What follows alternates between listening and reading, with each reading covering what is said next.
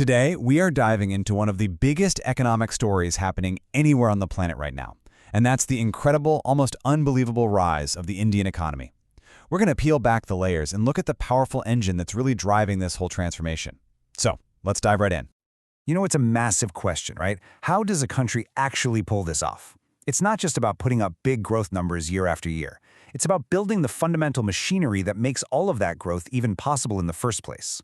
So what's the secret sauce behind India's meteoric rise? Well, the answer is kind of hiding in plain sight. So, let's start with a number that really puts this whole thing into perspective. $7.3 trillion. That is the projection for India's GDP by the year 2030. It's a staggering figure. And at that scale, India would be trailing only two countries on the entire planet, the United States and China. And it's the sheer speed of this climb that's so remarkable. I mean, think about it. Back in 2010, India was the world's 9th largest economy. Just last year, it had already jumped to 5th. And by the end of this decade, all signs point to it hitting that number 3 spot. This isn't just steady growth. This is an economic rocket ship. Okay, so what in the world is fueling this rocket? Well, it's a sector known by an acronym, BFSI. That stands for Banking, Financial Services, and Insurance. This is the absolute core engine we're going to explore today. It's the system that's powering India's trillion-dollar ascent. So what is the BFSI sector really? The best way to think about it is like the heart and the circulatory system of an entire economy. It takes all the savings from people and from businesses, and it pumps it back out as credit and as investment to all the places where it's needed most. It fuels everything, from new factories to first homes. And here's basically how that system works. It's a pretty simple but incredibly powerful cycle. And in India, this isn't just some theory in a textbook. With a credit-to-deposit ratio of almost 79%, it means for every 100 rupees that get saved, 79 of them are being actively lent back out to drive the economy forward. That engine is working hard. But here's where the story gets really interesting. This isn't the same old engine that was chugging along 20 years ago. Oh no, it has gone through a radical upgrade, a complete diversification. Let's take a look at what that transformation actually looks like. Check this out. If we rewind the clock to 2005, India's financial sector was, well, it was basically all about traditional banks. They made up a whopping 85% of the entire market. It was a solid system for sure, but a very concentrated one. Now, let's fast forward to today. The difference is just striking. Banks are still the biggest piece of the pie, yeah, but their dominance has shrunk all the way down to 57%. And just look at the explosive growth of what are called non-banking financial companies, or NBFCs. They're now at 23%. This diversification is so crucial. It spreads risk across the whole system, making the economy way more resilient.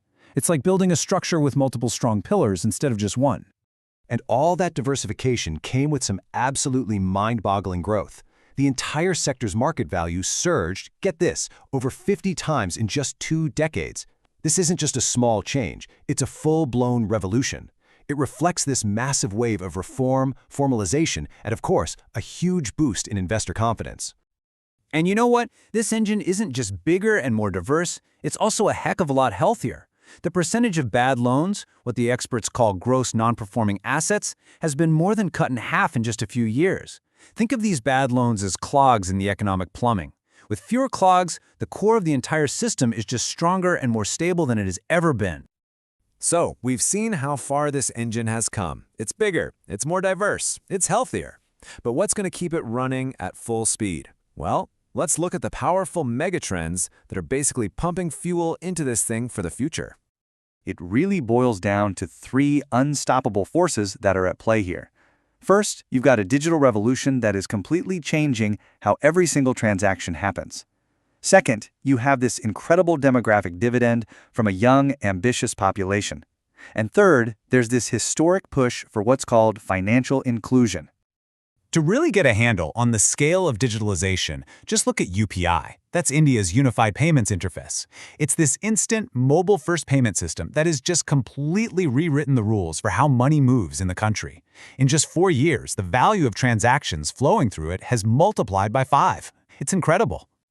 And then there's the people power. I mean, with over 40% of its population under the age of 25, India has this massive wave of young people who are just now entering their prime earning, spending, and borrowing years.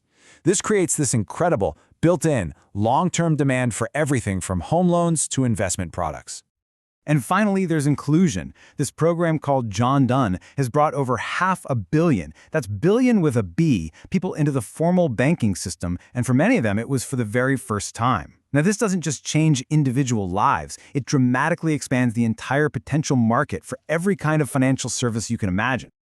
Now, for all this absolutely incredible growth, here's the kicker. The journey is far from over. I mean, just look at the room to grow compared to a mature market like the US. Mutual fund assets are just a tiny fraction of the American level, and credit card ownership only 5% in India versus 2/3 in the States. Now, this isn't a weakness. This is a map of massive future potential. The engine is powerful, but believe me, it's still just getting warmed up. Okay, so let's bring this all together. Why does a healthy, modern, and growing financial sector matter so much? Well, because for a country with the kind of ambitions India has, it's not just an option, it's an absolute necessity. And really, this quote says it all.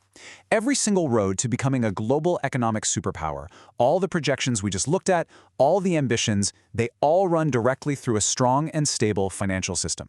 One simply cannot exist without the other. And that leaves us with one final, really powerful thought to chew on. We've seen the power, we've seen the transformation, and we've seen the incredible potential of India's financial engine.